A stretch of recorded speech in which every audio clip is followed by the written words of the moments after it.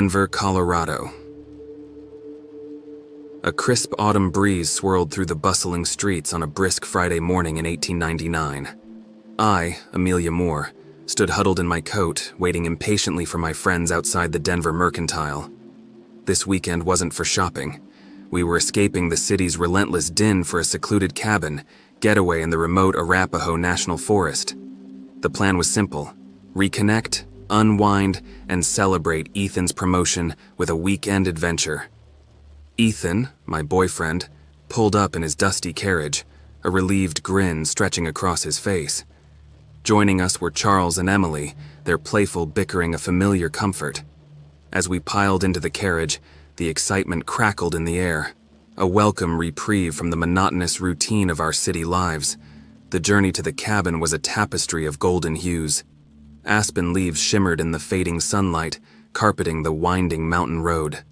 Hours later, as dusk painted the sky in fiery streaks, we reached our destination, a secluded cabin nestled amidst towering pines. Ethan, ever the optimist, beamed. "This is perfect, Amelia. Just like the pictures." The cabin, bathed in the golden glow of an oil lamp, seemed almost too good to be true. A massive oak door creaked open to reveal a rustic haven, a crackling fireplace, a well-stocked kitchen, and a grand staircase leading to the bedrooms. A shiver danced down my spine, not from the crisp mountain air, but from an unsettling feeling that something was amiss. The silence was deafening, broken only by the howling wind outside. Charles, ever the pragmatist, dismissed my unease. "Just cabin fever, Amelia.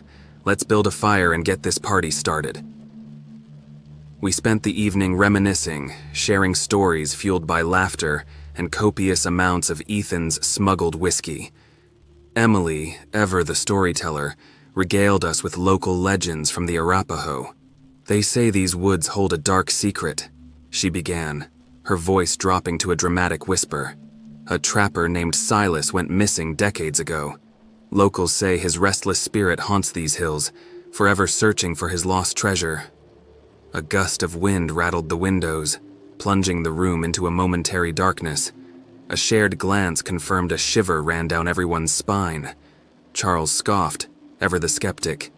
"Nonsense, just the wind." We retired for the night with a mixture of amusement and unease lingering in the air. My room was on the top floor, sparsely furnished with a single bed and a dusty window overlooking the dense forest. Sleep eluded me. Every creak of the old house, every rustle of leaves outside the window sent a jolt of fear through me. Suddenly, a blood-curdling scream pierced the silence. My heart stuttered in my chest. It came from downstairs. Grabbing a heavy candlestick for defense, I crept down the creaky stairs, fear twisting my insides like a cold, damp hand. The scene that greeted me was a tableau of terror. The fire had died down to embers, casting an eerie glow across the room. Ethan was sprawled on the floor, his face contorted in a silent scream. There were no signs of struggle, no intruder, just pure, unadulterated terror etched on his face. "Ethan!" I screamed, rushing to his side. He was unconscious, but thankfully breathing. Panic clawed at my throat. I spun around, searching for the source of his terror, for the unseen threat. There, in the dying embers of the fireplace, I saw it. A fleeting image, a distorted reflection of a skeletal figure with glowing red eyes. It was just a flicker, gone as quickly as it appeared. My scream echoed through the silent cabin, but whether it was from terror or the chilling apparition, I didn't know. Charles and Emily rushed into the room, their faces pale with shock. I pointed at the empty fireplace, my voice trembling. There was something. A figure. They exchanged skeptical glances. Charles knelt beside Ethan, checking for a pulse. "Just a nightmare, Amelia. Maybe that ghost story got the better of you." My words stuck in my throat. They didn't see what I saw. But the terror in Ethan's vacant eyes was a stark reality. The rest of the night transpired in a blur. We managed to revive Ethan, but his previous cheerfulness had vanished, replaced by a dazed and distant look. We huddled together in the faint light of dawn, the oppressive silence of the cabin amplifying my growing dread. A sudden, loud bang resonated from the front door. We jumped to our feet, adrenaline coursing through us. The jarring bang sent a fresh wave of terror through the cabin. We held our breaths, weapons clutched in trembling hands. Charles, ever the brave one, crept towards the door, his face etched with a mixture of fear and determination. "Who's there?" he called out, his voice a mere croak. Silence. Then another bang, followed by the unmistakable sound of the doorknob turning. Our hearts hammered against our ribs. Ethan moaned, his eyes fluttering open. "Who is it?" I whispered, rushing to his side.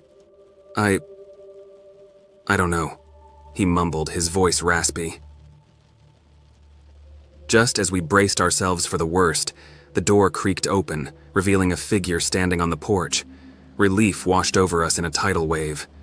It was just a man, bundled in a thick fur coat, his face obscured by the shadows of the overhanging roof. "Is everything all right here?" His voice boomed deep and gravelly. We stared at him, momentarily speechless. Charles finally managed to stammer, "We're fine, just startled." The man stepped into the cabin, bringing with him a wave of icy air.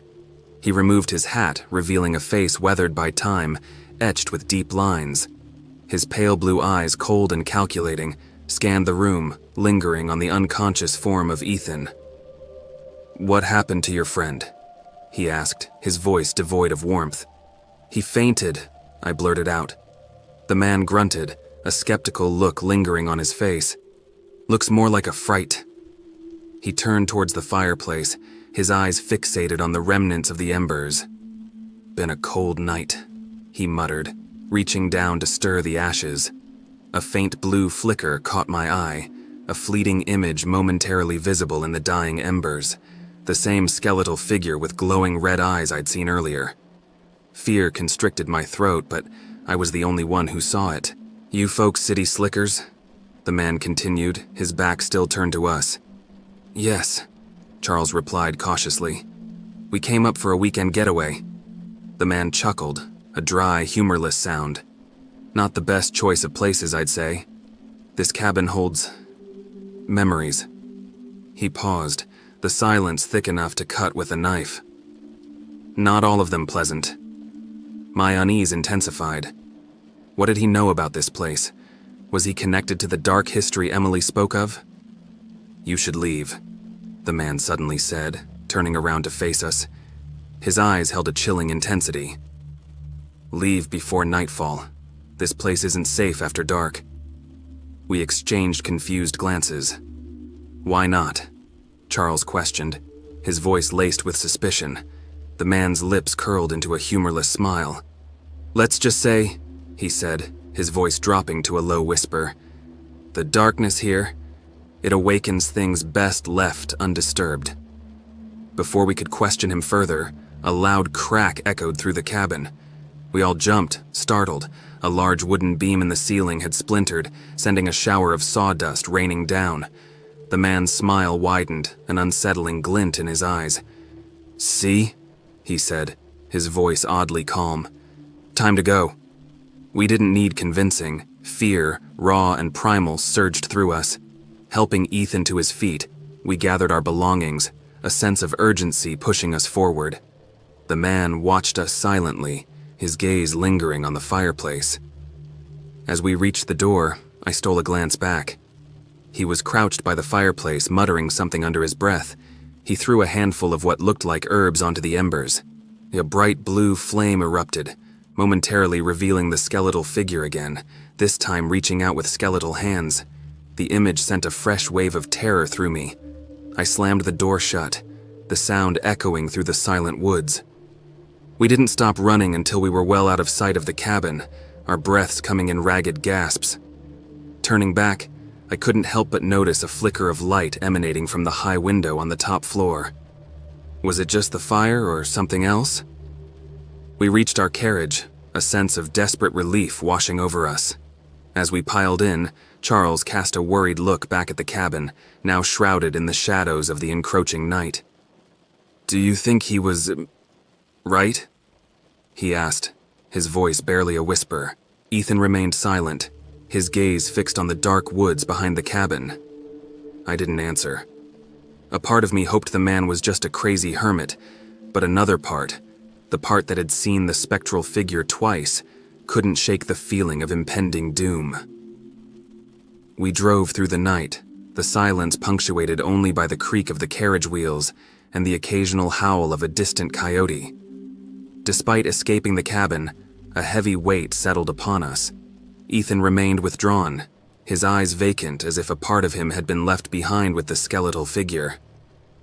Back in Denver, life resumed its familiar rhythm, but the experience cast a long shadow.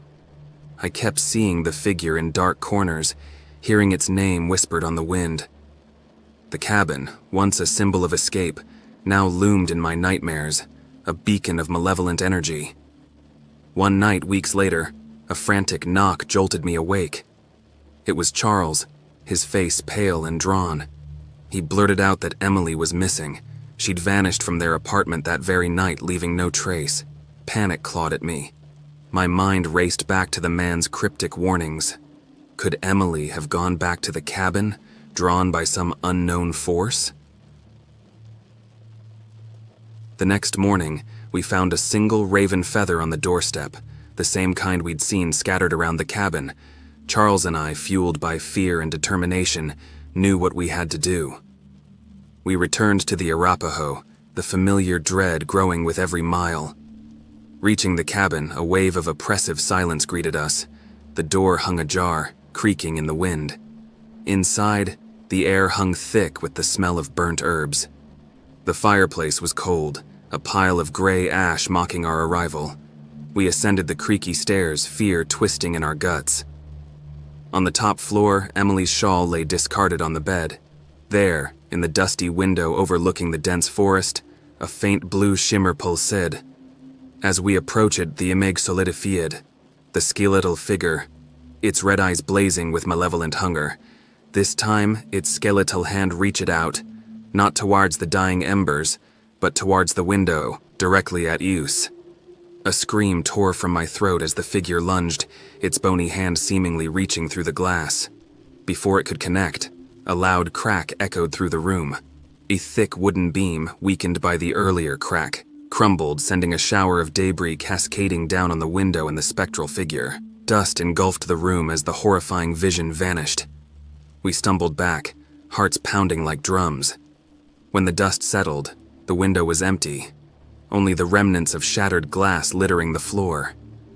We fled the cabin, the terrifying encounter leaving us reeling. Had we truly vanquished the entity, or had we merely driven it back into the shadows? Looking back at the desolate cabin, a single thought chilled me to the bone. Maybe the man wasn't crazy after all. Maybe the darkness in the cabin remained, dormant for now, waiting for the next unsuspecting soul to awaken it. The chilling possibility hung heavy in the air, a silent promise of an unseen terror lurking in the heart of the Arapaho National Forest.